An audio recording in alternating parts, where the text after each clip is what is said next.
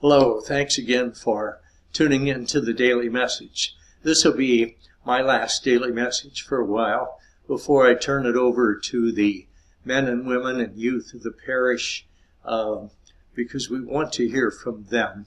Hearing from each other is such a wonderful gift in this community so that we can inspire each other. But I want to say a few things about the last of the three great parts of our Lenten tradition. We talked about fasting, we talked about almsgiving. Today we talk about prayer. I want to especially focus on prayer as such an intimate action. Prayer is our loving response and personal response to God's loving presence in our life. God is always closer to us than we are to ourselves.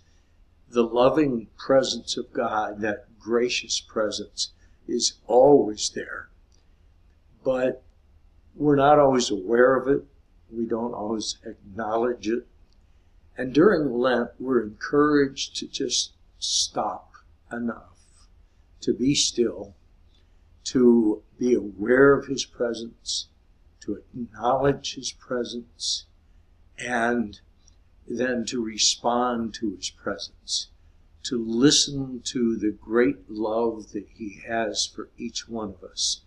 Because as we try to become our best selves during Lent, and as we try to live up to the dreams that He has for us, it's so important that we hear how much He does love us, how much He does dream for us, and how much He really waits for our response so that we can live up to everything that He does.